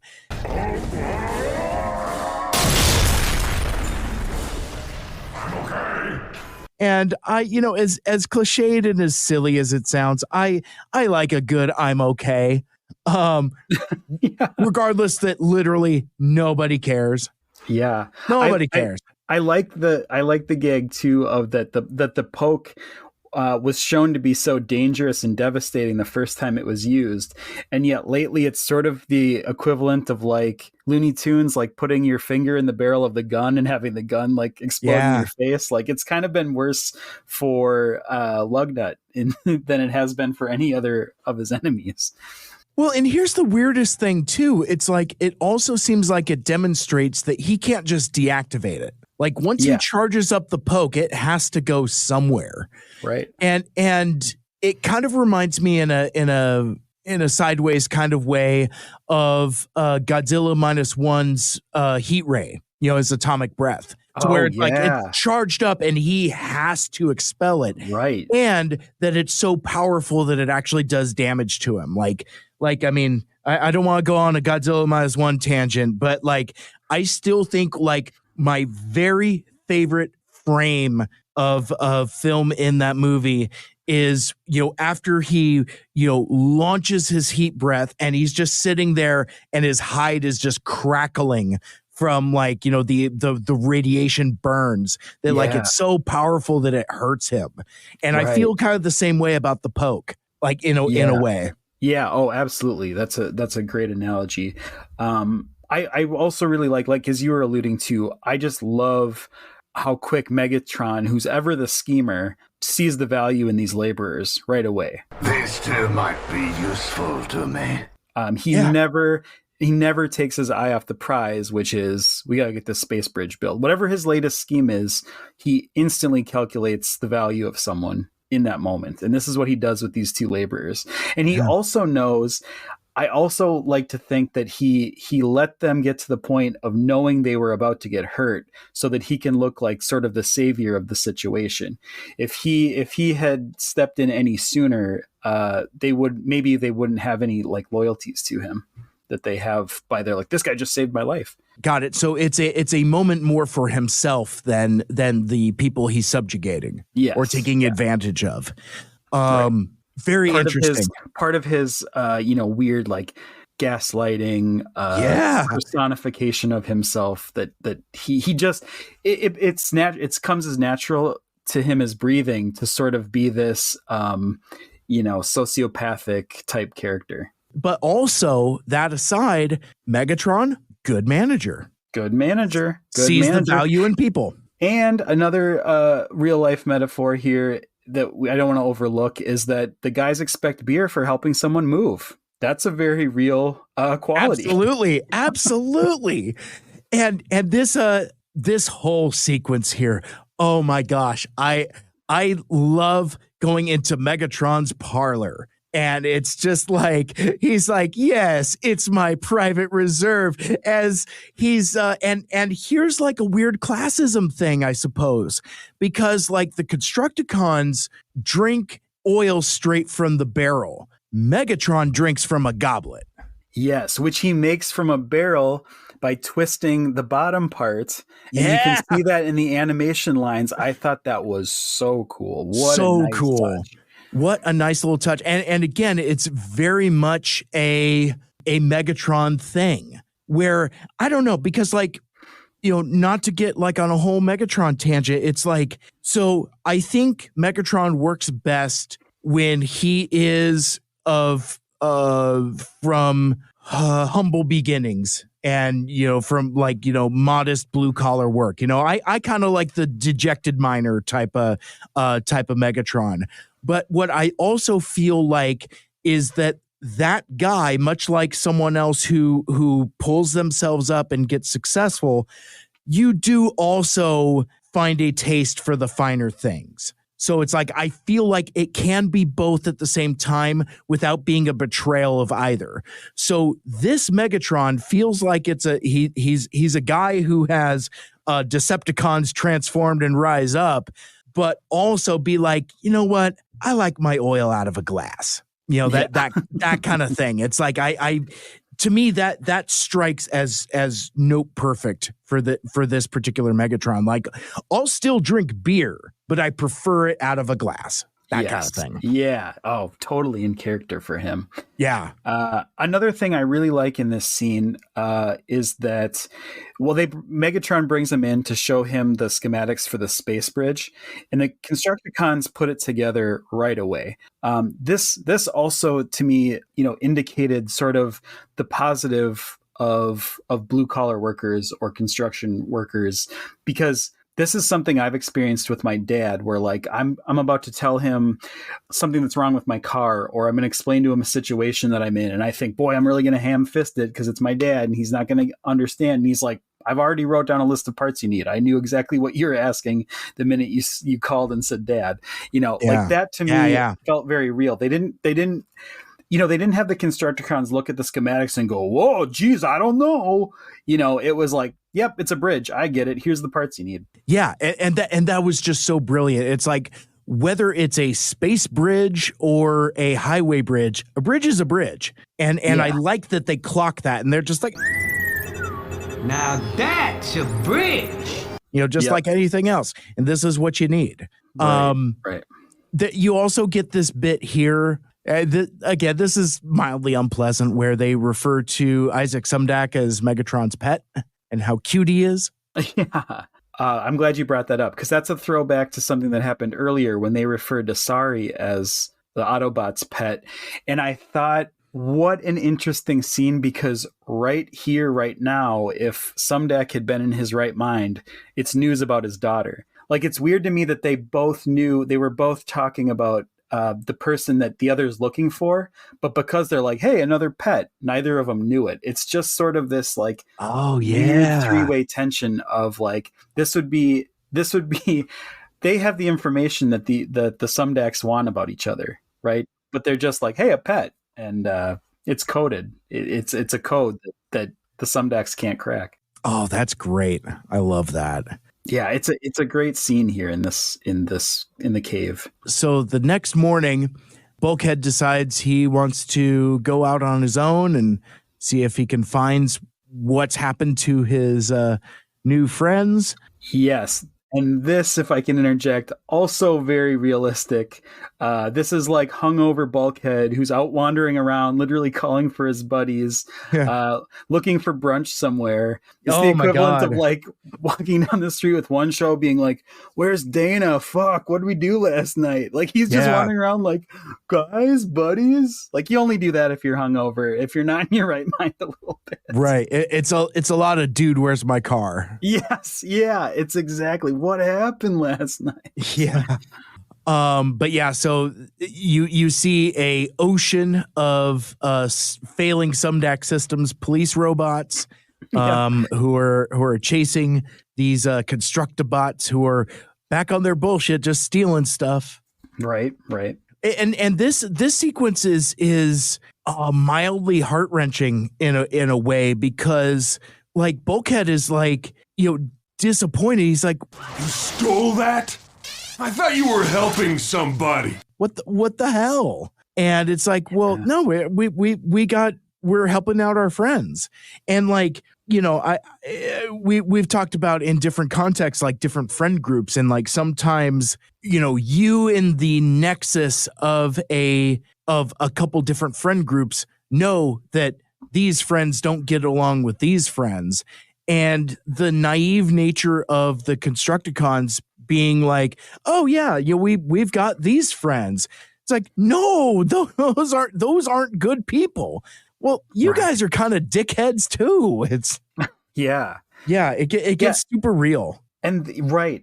And they've been doing such a good job of building up over several episodes this strong moral compass that Bulkhead has. Last episode to this episode, we're really seeing like Bulkhead's mentality in these moments.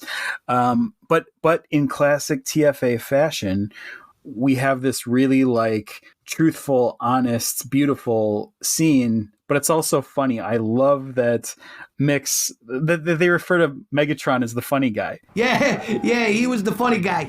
Like he said that one thing, and forever it's just like, the funny one, the funny guy, the office clown. Yeah. Oh my gosh, he's not having it. He's like not having it at all. The worst people I've ever met. You call him the funny one, and the other two, like. Come on. I would imagine it's like, hey, yo, do you know when he says his transform and rise up stuff, that really means something, yo. Oh, shit, bro. Some profound shit and shit. Oh, the funny guy. I mean, like everyone's rolling over in their grave if that's what you think Megatron is. Yeah. But my gosh. But this is another moment where I think it shows these guys moral fiber a little bit, because Bulkhead just has to say, like, he can't be trusted. He'll lie and cheat and totally take advantage of you. And these guys are pissed, right? They just instantly take off to tell Megatron to fuck off.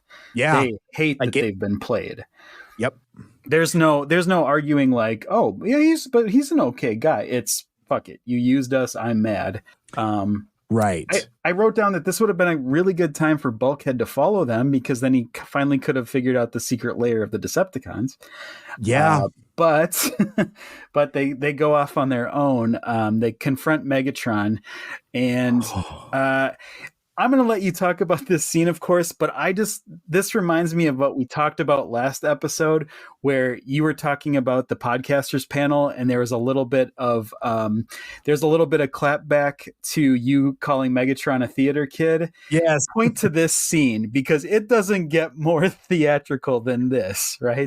This has, I don't know, this is in my upper echelon of TFA Megatron moments. I mean, it's got to be top 5, probably top 3. I mean, nothing will beat Transform and Rise Up, but like this is like the next best thing, because it's just like I can't even do it. I'm laughing so hard. It's 1,000% because he goes here. Like the Constructicons are like so mad. They are so mad. And I don't know if I ran into this sometimes in middle school, where it's like, hey, frickin' Curtis Weaver over there was talking shit about you. I'm like, oh, I'm going to give this Curtis Weaver. This is a fictional character. I don't know anybody named Curtis Weaver, but it's like, I'm going to go give this Megatron guy a piece of my mind. Hey, Megatron, I heard you've been talking shit, and old Curtis Weaver's like, what? Yeah. How could that be? He's like clutches pearls, and he's just like, I mean, it's like he's almost like overcome with like the vapors. He's like, I don't believe it. It's their word over mine now? Like, right. You tricked us! You Decepticons are the scum of the universe! What? Who told you that? A friend, Bulkhead. And you believed him? Well, sure. He's our friend. Yeah, and I think I misplaced some of the oil drinking earlier, because I think it's here where Megatron really plies them with his own private blend. Because I think he just gives them regular oil before. And he but says, the Autobots oil or whatever, tastes like shit. Basically, this is the good stuff. It's my private blend. But in this moment, just to recap, we have Megatron being very theatrical and playing these two right back, and then sitting down with his goblet of wine, cross-legged in his little throne. So good. Boy, oh boy. I mean, if you can't point to this scene and be like, this is a theater major. Yeah, all of it together. You're absolutely right. All of it together, from like the moment where he's just like, what? So it's like much theater here, right? Yeah. So much. And then to rubber band it to like, hanging out in his darkened lair with his fancy wine goblets and his ornate throne. And as you said, just sitting cross-legged and stuff. It's like, I mean, what a ham. I mean, like, but yeah, if I were to, explain to somebody an example of why I like TFA Megatron so much. I mean, again, obviously it's Transform and Rise Up, but it's this sequence. To me, I don't know if another Megatron behaves like this. Because like G1 Megatron would probably just do brute force. Now he does a little bit of charming, like, he tries to like trick the Dinobots into going against Optimus and, kind of like playing on their disadvantages, I guess. But like this guy from like that whole arc of like, gosh, who, me? It's like, why would you believe them over me? Absolutely. What a performance. It's so brava, good. Brava. I wish I had seen this episode prior to the podcaster panel, because I feel like I'm going to come back to this almost as often as I do Transform and Rise Up, because it's like, I mean, just like, I have it up on my screen and he's just got like the face and he's just like, duh. Why can't we enjoy the finer things in life? Kind of a thing. Like, and that's great. What it is. It's both. Yeah. It's that dichotomy and juxtaposition of like, I'm so offended that you would think these awful things about me. Quick, let's adjourn to my private cellar. Yes. Yeah. Oh my gosh. Yeah. Well, so good. Okay. From here, I can talk about this all day, but from back at the base, at the Autobot base. What do you mean we could talk about this all day? It's your word against mine, I guess. I never. It's not my fault you don't believe me. Hey, I got some of the good stuff for you. Oh, that's great. Yeah, so back at the Autobot base, Bulkhead explains that he still believes in his buddies. He's telling Prime, I think they're going to do the right thing. And they kind of do. There's a bit of a gray area here because they do. The boys, Constructo boys, finally reappear. They admit that they are working for Megatron. I thought this was a great twist of a scene, right? This was cool, yeah. They come back and they've sort of made their own decision now. They're like, yes, we're working for Megatron, but we do still respect your friendship. We're not going to hurt you. We're not going to hurt any of you. Just give us the Allspark fragments. This is a very like good cop take on henchmen, right? You always have the henchmen that don't, one goes in shooting and then there's the other one. They're like, put the gun down. Let's just first ask these guys. Maybe we can get what we want without any trouble. Right.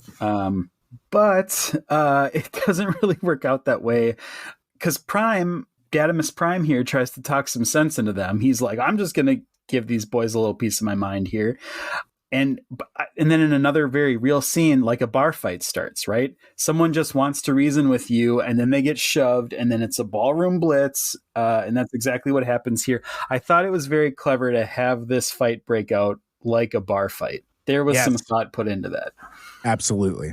I think also prior to this I think it's still down in the cellar where Megatron breaks down the difference between Constructibots and Constructicons. So it's like I think from this point forward they're identifying as Constructicons. And then in this scene, Bulkhead, kind of ever the equalizer, very Bulkhead-like, calms things down by handing over the Allspark fragments.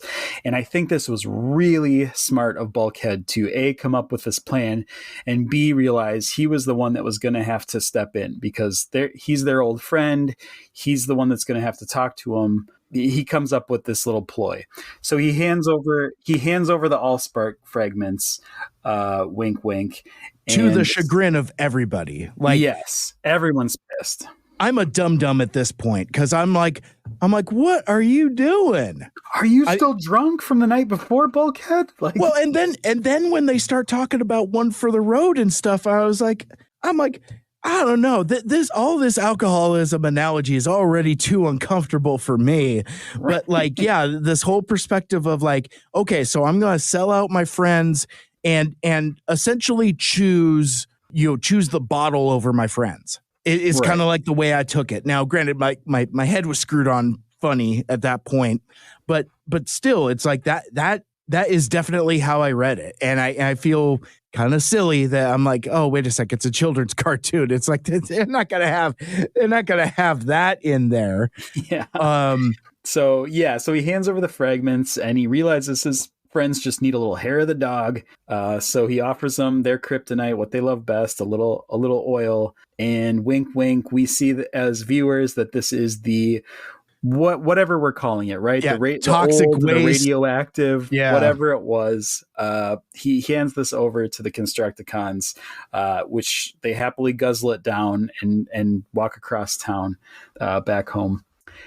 So yeah, it's pretty clear Bulkhead slipped in the nuclear waste. And then I don't know if you noticed this, but it starts to upset the stomach of Mixmaster. We have the sound of the Millennium Falcon failing to go to hyperdrive.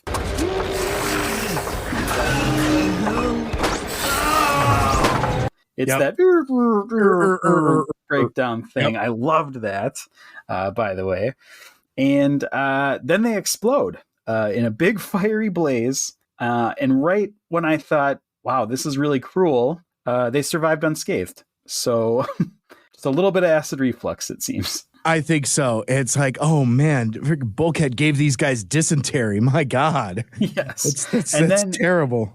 And apparently what this was like an instant drunk and hungover all in one instant, because when they wake up, they're sorry.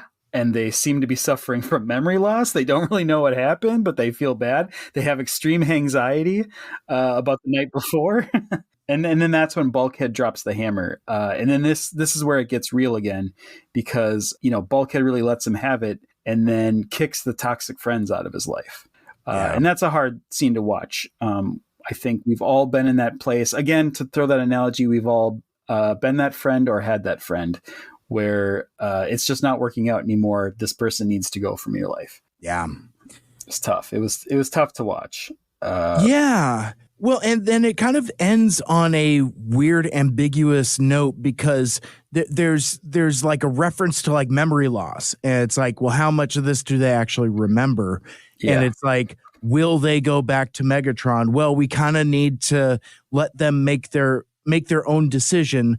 But again, it's the semisonic rule. It's like, you don't have to go home, but you can't stay here. So regardless, the end of it is they're still being turned away. So regardless of where these guys turn up next, I would imagine that regardless of what they do or don't retain, at this point, they're making new memories, and a component of those new memories is being rejected by the Autobots. So, it's a rose and a thorn, right? In a lot of ways, a thorn. Yeah. So I will be interested to see what becomes of these characters.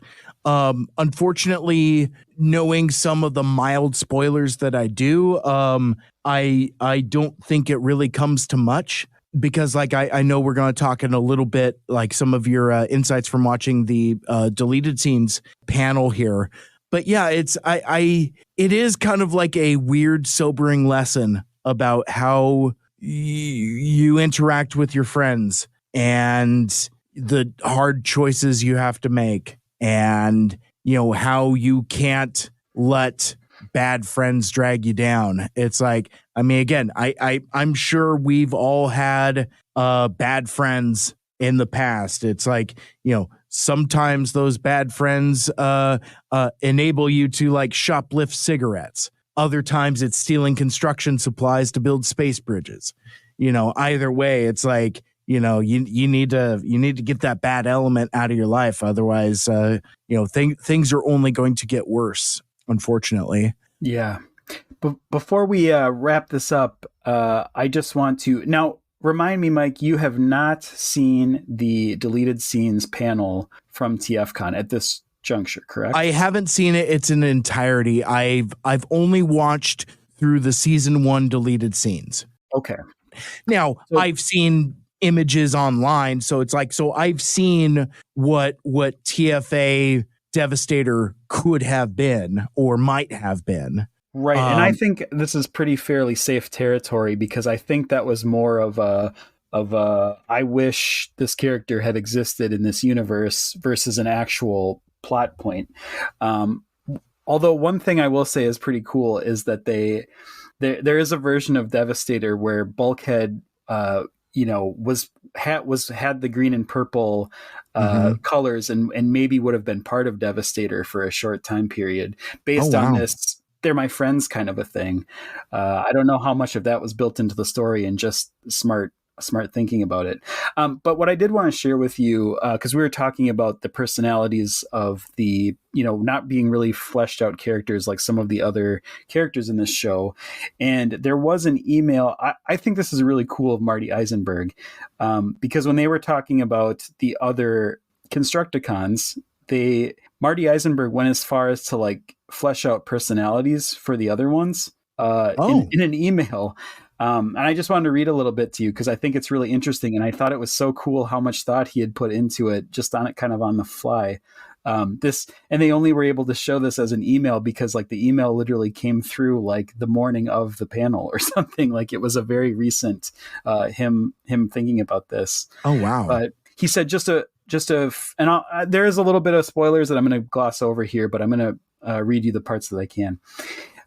He says, just a few first blush thoughts on the Constructicons. Looking back, I think we were so in love with the idea of playing the Constructicons as oil-guzzling, blue-collar construction workers that we never really came up with distinctive personalities for Mixmaster and Scrapper. Other than Mix is a little feistier, more confrontation, and Scrap is a little more dim and agreeable. As for their origins, of the other Constructicons, he said that if he could, he would try to bend it away from the Allspark fragments. He thinks that's too convenient, and he said he maybe would have moved the plot to there being some sort of concentrated residual Allspark energy as the biggest energon deposit site, where the construction equipment would logically be for excavating and hauling the stuff. So I thought that was pretty cool. Like even just in this he was even in this plot that doesn't exist, he was already thinking about like, well, I want to do a good writing thing here. I don't want to do the easy route. I want to do this. So I thought that was cool. He also went on to, here's my take on their personalities, describe the other ones. So Scavenger, he said he'd like to see a hoarder constantly scooping up random junk for his ever-growing collection, which ultimately weighs down Devastator. I like that. He's hoarding so much stuff. It's like the right leg would be a little sticky, Yeah, like in his hammer space, that kind of thing. He's got so much junk in his hammer space. I like that. Right. And it'd be a twitchy OCD personality to match. Hook would be a wannabe pirate with a daring swashbuckler personality. Every day is talk like a pirate day for Hook. Arg, drives the other Constructos crazy with all his ahoy mateys and shiver me servos. How's come yous can't talk good like the rest of us? Kind of a thing. Oh no! Can I pause a sec to comment? I don't like that. Like. The pirate part? No. How come yous guys? I like Hook. I think of the Constructicons, the G1 Constructicons, Hook is one of because of the kind of like upper crust affect that Neil Ross puts on his voice. Nobody would follow an uncharismatic bore like you. It's like he's an architect. He's a smart guy. And it's like, so I like that trait. And then to have that go to talk like a pirate day, like, I don't know, man. But no, I laugh because it sounds fun. But as I'm listening, I'm like, oh man, what's he think Hook is going to be? I was not expecting talk like a pirate day Hook. That's pretty funny. That's pretty funny. These last two, I will say, I really, really like this. Bone Crusher would be barely verbal. Think Hulk meets Mongo from Blazing Saddles. Not the sharpest tool in the shed, practically the dog of the group. I like the strong, monolithic, silent type for Bone Crusher. That seems to fit pretty well. And Long Haul, who is my favorite Constructicon. I like this take. He said he'd be the good old boy trucker personality, talks in archaic 70s 10-4 good buddy type CB radio lingo. Prone to nonsensical folksy wisdom and long-winded stories that go nowhere. So Jeff Bridges, I think, is where he's going with it. Oh my gosh. That's a lot of fun. Yeah, I like that. I would take that take of him. But I just think it's so cool that, Marty Isenberg, he can get right back into the mode of like fleshing out characters so quickly. This was just off the cuff the morning of the panel, basically. That's amazing. Yeah. That is terrific. So again, I'll have a link to that panel in the show notes. And again, if you're a TFA fan and if you're a serial rewatcher like Michael Andrews, if you're not watching Kean Carlisle's channel, you're missing out. Like, I'm literally missing out because I'm not watching it. It's too advanced for me. Like, he's got like a lot of stuff about like what season 4 would have been, and I'm just like, too soon. You're not ready for it yet. Yeah, I'm not. I will say, my kids are gonna love it. Yeah, yes. I will say that panel. Even though I wasn't there for it in person, I put on Twitter that it was like my favorite panel. It has skyrocketed to the list of my favorite TFCon panel ever, just because of the level of prep. The animation alone took so much time and effort, and it was such a like thoughtful, well plotted out panel. You had big names there. Kean even had dialogue for David Kay to read, because there was some, without getting spoilers, there was some interesting iterations of Optimus. And he had even had lines prepared for David Kay's take on how Optimus of those varieties would deliver them. Oh, wow. So cool. Well thought out. So cool. A great panel. Yeah. Kean doesn't fuck around. Like, no. I mean, like with his TFA fandom. And so I met him I saw him in LA this time, obviously, but like I first met him in Chicago in 2022. And at that point, like we had either like I'm sorry. No, it was Orlando in 2023. What am I talking about? But anyway, like we had already started the podcast, and I told him about it. He said, "Oh, that sounds really cool. I might have to check it out." I don't know if he ever did, but what I asked him, I was like, your stuff is a little too advanced level for me, but like once we get through the episodes, I'm going to consume it, but would love to have you on the show. He's like, "Oh yeah, I'd love to hang out with you guys." Yeah. So definitely look for that. I both so look forward to having him on and so dread it, because he is going to make me look like a big dum-dum about all things Transformers. He knows his stuff. I can tell that. Yeah.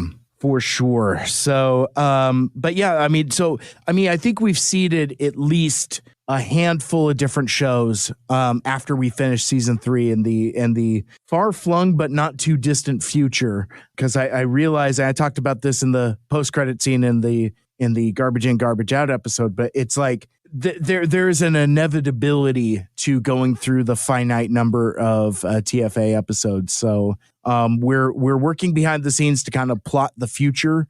Michael Andrews has been doing some terrific work, scheduling some guests. So we've actually got some scheduled guests coming up that I'm really excited to chat about these particular episodes with them, and the future looks bright for Two Mikes Too Furious. So that's I'm making it sound like we're ending the show, but I know this is getting really like it's getting like what I'm like. I don't know how I ended up in that. Some sad graduation music playing in the background. Oh my gosh! Yes, we're hugging our friends goodbye, not knowing what the future holds. Yeah, don't be sad that it's over. Be happy that it happened. I say with literally a season and a half of shows still yet to do. What am I even talking about? Good Lord, Felicity over here. You're like, pull yourself together, man. My God, man. Well, so that's kind of the Rise of the Constructicons, not the Rise of the Constructicons. We've litigated that already.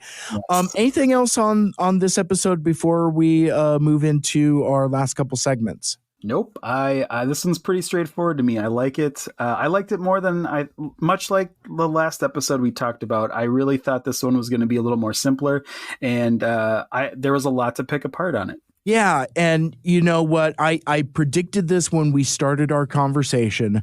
After our discussion here, I've softened on it a lot. I think reminding myself of the strength of the Megatron stuff really, like, I'll revisit this episode for the Megatron stuff. And even now, I think I've kind of softened on the portrayal of Mix and Scrap there, because it's not wall to wall of like, oh man, friggin' tight little tailpipes on that little yellow thing. It's like, Yeah. But it's there, but it's not as pronounced. I'm glad that the episode ends with a discussion about friendship and saying like, there's still hope for the Bulkhead. As long as they're not wearing Decepticon symbols, they still have a choice. There's a more crass version of this that ends with a reprise of the little red car, where it's like, zoom, and they didn't do that. So, you know, I award it extra points for that. So, yes. But anyway, so that's the episode. Let's get into Mike's G1 score. And I will, I will give this one a 3.7. You know, I can't not award based on Constructicons, and even like the switching of loyalties is a very G1 thing. You know, you think of like, you know, the secret of Omega Supreme and like the origin of the Constructicons. There's some of that here in like, how easily their loyalty can shift. So it right. Feels like that's kind of baked into the cake going all the way back to G1. And I gotta give some ticks for the Union Boys as well. And I gotta give some ticks for the construction vehicles that aren't the Constructicons that are correctly colored. Yeah. And with I think we talked about this earlier, but I want to give another shout to kind of like the kind of yellow and gray color scheme as opposed to the green and purple. That's Diaclone at best, G2 at worst, that kind of thing. Right. So those are still kind of, Constructicon colors, right. That, from a certain point of view. So yeah, that works for me. So not a highest score, but not a lowest score either. Right.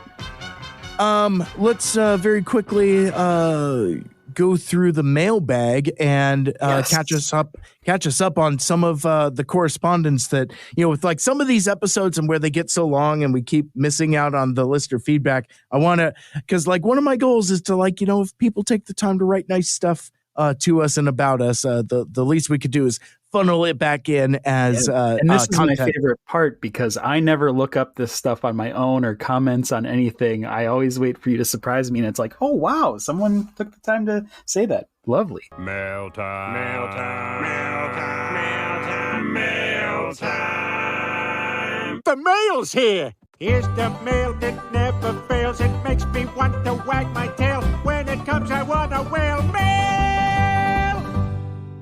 So we go back in time to Mission Accomplished Undead Reckoning Part 1 of 1, which again is my very favorite Michael Andrews title. It's just like, that was all for you, baby. I mean, you've had some really good ones, and I will take the pandering because, like, it felt like my personality was the Mission Impossible title legislation. That became my entire sexuality for the winter of 2023. Yes, it's like, but, so anyway, so talking about episode 3, Mission Accomplished. I want to start with Ichabod Drift, and they write, loving these episodes as always, Mike's. Can't wait to hear Mouthy Mike's air quotes here, Mouthy Mike's thoughts on the new characters we'll be seeing this season, including one who may or may not have inspired my profile picture here, which it's a visual daily double. And it's actually I could do a screen share with you so that share screen. Insert Jeff Goldblum in Thor Ragnarok. Let me have a look at this. I need to go closer. I want to get a closer look at this. Can you take us closer? Thank you.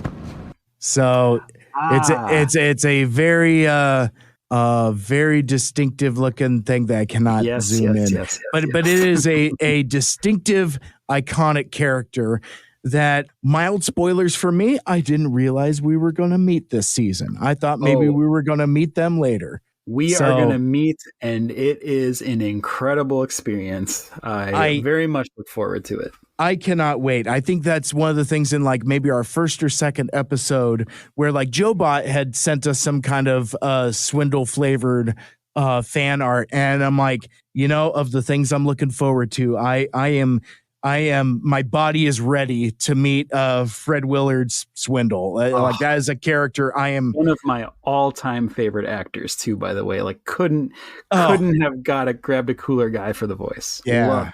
Man, I mean, maybe even more so than looking forward to Weird Al's Wreck-Gar. It's right. Like, because like Swindle has such a cool reputation. TFA Swindle in particular has such a cool reputation in the fandom. So it's like, yeah, I'm really looking forward to that. Yes. Also, kudos to Michael Andrews on his preview haiku. I always think he's great with these, but he really knocked it out of the park on this one for me, or at least into a barge on the Great Lakes. So love for you and the preview haiku, which we will hear in just a little bit. I have tried to step up my haiku game here a little bit, so I appreciate someone taking note. A lot of them are really good. I mean, they're all really good, but I mean, like, yeah, the effort shows for sure. Right. Also sticking with Mission Accomplished, the great Matthew Barbario, as always. Great episode as always. I love this episode of TFA. It has a great story, and the montage of Starscream just getting killed over and over is just awesome. It wasn't awesome for Starscream, but for Megatron and for us it was. LOL. Quote unquote, you couldn't lead a parade is also one of my favorite Megatron lines. Such a sick burn. I'm surprised they didn't have him call in Ratchet for some burn cream. Burn! Yeah. The sure I can shuriken joke was so good. Also, exclamation point. Oh, it's my favorite. Oh man, sure I can. But yeah, it's like, I was talking so much about like, I mean, like you couldn't lead a parade. That's got to round out my top three. It's got to be Transform and Rise Up. You couldn't lead a parade. And what? Yeah, and all the dialogue from this episode. Yeah. Who told you that? Clutches pearls. Oh my gosh, I'm still not over it. That is just like amazing. Let's see, what else do we got here? Our friend of the show, Matthew Barbario, put out a meme with regards to garbage in, garbage out. And it's our good buddy Wreck-Gar. It says, roses are red. I was a good kid. I am Wreck-Gar and I dare to be stupid, which I thought was Love it. I thought that was pretty good. Speaking of garbage in, garbage out, and Matthew Barbario, he had some comments on our Dare to be Furious episode. We quote unquote dived right in almost 50 minutes into this episode. Is that a record? Well, I think we've since broken that record again. I feel like it might be. This was a great discussion about what an episode that is firmly seated within my top 5 favorite TFA episodes. It is my absolute favorite rendition of Wreck-Gar and is the one who actually made me love the character. And what's not to love? He's hilarious. I actually have the bra gag screen recorded and saved on my phone. It caught me off guard when I first saw it, but it absolutely cracked me up. The dare to be stupid line is automatically what I think of with Retgar, and I often think of him saying, I'm only good for one thing, garbage. That has become my mantra lately too, I have to say. Well, and let me read this one more time because I don't want to accidentally trample a joke. He's got a great joke in here. Let's see. The dare to be stupid line. I often think of him saying, I'm only good for one thing, garbage, as I take out the garbage. Oh, I love it. I don't have much of a life. Don't judge me. LOL. I find that to be very untrue. I didn't notice that he hurled his motorcycle form at Bumblebee for the longest time until someone posted a screenshot of it. I feel stupid for not noticing. Not stupid for not noticing anything. Nobody's stupid unless you dare to be stupid. Bingo. Oh, maybe I just dare to be stupid. I need to stop commentating and keep reading. I feel stupid for not noticing. Maybe I just dare to be stupid. Could Comrade Kid be Spike's unknown Russian son? ? Does this story run deeper than we could ever know? These questions and more could be answered in the next episode of Two Mikes, Two Furious. Sounds like Matthew Barbario's talking some TV, as it were. Oh, that is so good. And to the Twitter we go, and you can hit us up on Twitter at Two Mikes, Two Furious, both with the number 2. This was from our friend Whirl, who is part of the Cyberfest Northwest organization committee staff, along with myself. Represent. Swing and a miss on Masterson being gender fluid. I would never speak for all gender fluid people until today, when I can confidently say we don't want him. Back during the return of the headmaster, I had made a comment that because of Henry Masterson's maybe more swishy tendencies and the voice he does when he's talking to Fanzone is like, please send help, Decepticon sightings. I thought maybe that spoke to perhaps how he identifies, and apparently no. So yeah. I guess I was right about Prowl, but not about Henry Masterson, which Whirl messaged me shortly after that. After I like said over my shoulder, I'm like, I think Prowl might be gay, and they practically knocked down my door, and it's like, bruh, had pretty much the same arc with Prowl growing up. It's like, this guy's a jerk. Hey, this guy's okay. Is this guy gay? ? So I like to have solidarity within the community that like I can land on the same conclusions without sounding like a bigoted person, without sticking my neck out there. But yeah, I was gonna say you pontificating whether Prowl is gay reminds me of the episode of The Simpsons when Homer doesn't know that toy collector is gay, and everyone else seems to. Yeah, very much so. Well, and prefers the company of men. Who doesn't? Who doesn't? Oh my gosh. But it is interesting, and I don't know, maybe I will gain enough confidence to ask this without feeling embarrassed. But like the thing I am genuinely wondering is why Prowl isn't more of a gay icon then. Like you know, where's the fan art, the buttons, you know, like for example, like I have a sticker somewhere that I got from somebody at a TFCon long ago, before I was even into Transformers Animated, that's animated Megatron, and it says "Be gay, do crime." Like, you know, and I mean I think that's wonderful, but I haven't seen Prowl be claimed in that perspective. So it's like, I almost want to ask some of my fan art friends, and it's not even like a shipping thing or anything like that. It's not that at all. But like, I would think that with just that little bit of coding that I could sniff out, that would be evidence enough. So I know there are tons of folks in the LGBTQ plus fan community that listen to this podcast.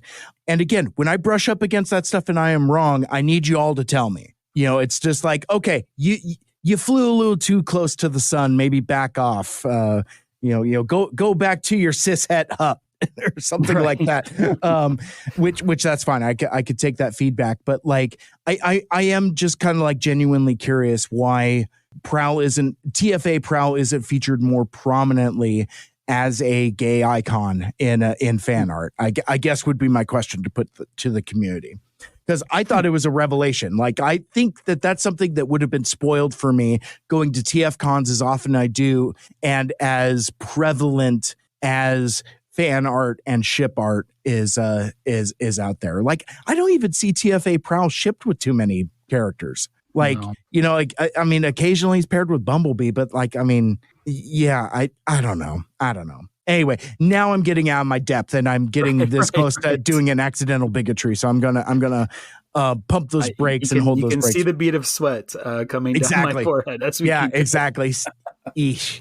So I'm gonna stop there, but I think it is time then to switch gears. I'm gonna run across the room and I'm gonna turn down the lights because it is time for a Ichabod Drift's favorite segment, the preview haiku, a pre-coup, if you will. Yes, get your snaps ready. Prison break in space. Upper class meets underworld. Tenuous team-ups. Ooh. Yeah. That sounds incredible. I love it. So we did it. That's going to be our next upcoming episode. And we've done it yet again. Yes. Yeah, post-show banter. Eat that pizza. Right. Eat some pizza, make good choices. Want to be a guest on the show? Send us an email, 2mikes2furious@gmail.com. Interact with us on social media. You can follow 2mikes2furious on Twitter, Facebook, and Instagram at 2mikes2furious. Mike. You are Mike. You are Mike. Mike. Mike. Mike. So many Mike. So many Mike. So many Mike. So many Mike.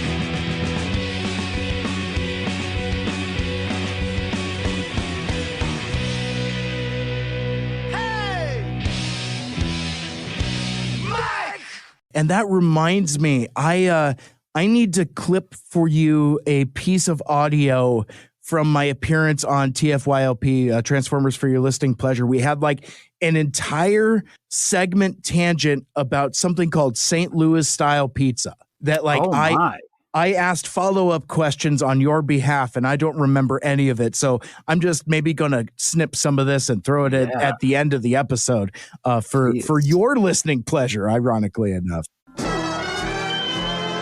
Did you guys know that Greg Berger is from the birthplace of a very important TFLP cast member, a.k.a. me? Because he's from St. Louis. And when I picked him up for the airport for TF Expo that one year that Lucas and everyone asked me to take care of it, we drove in the car and talked about St. Louis style pizza, which most humans hate. But it was so cool to be able to talk to Grimlock about a love of St. Louis style pizza after my childhood of eating this pizza everyone else thinks is gross. That was just a great moment. Well, can we tangent for a sec? So here I'm on the West Coast, and we have, a few different types of pizzas. We've got like, California style pizza, or I like Detroit style pizza with like the big thick crust and all that other stuff. But like, what is St. Louis style pizza? I got to know. I'm going to describe it because Lucas will describe it. He used the word gross multiple times, which he would be wrong if he did that. So St. Louis style pizza is like a very thin crust. People call it cracker thin. It's usually quite thin. It's crispy on the bottom if it's cooked well. Then the sauce is a little bit spicier than most pizza sauce. It really veers away from the sweet into the spicy. And then the cheese on it, instead of that usual mozzarella blend, is a Provel, which is kind of the saltier cheese. It's a very salty kind of different tasting. The meats on it, like the sausage, is always spicy as well. It just has a little more spice to it, a little more salt to it. Definitely a flavor that no other pizza has because of the Provel. So to circle back, the Provel, because most people outside of this area don't know what Provel cheese is. Right. That was going to be my next question. It's amazing. Garbage cheese. So what you do is it's a combination of mozzarella, what is it, American cheese, and what's the... Provolone, yeah. So mozzarella, provolone, and American cheese. So if you want to, if you enjoy putting slices of Kraft American cheese on your pizza, that's kind of what it's like. No, it is not like Kraft American cheese. It is an abomination of cheese that you can get nowhere else. It is too perfect. It's the perfect abomination. I have heard that non-St. Louisans think that Provel cheese tastes very similar to feet. I'm really curious why people outside of St. Louis eat feet more often than we do, apparently. However, that's what I've been told it smells like and tastes like. I think it tastes delicious. Yeah, you're really, like, making this sound appetizing, Anna. You're really selling it. That's all I am. That's all I am. I like to make it appetizing. You're like, no, I wouldn't say that it's as good as American cheese. No. It's more like a feet consistency. It's delicious. It's a perfect cheese. I like it a lot. Yeah. And Greg Berger I have to give it a day in court. That sounds great. Yep. So I don't know if they have an Emo's. That's pretty much right. The going back to the pizza. If you ever see an Emo's pizza, that's St. Louis style pizza. Gotcha.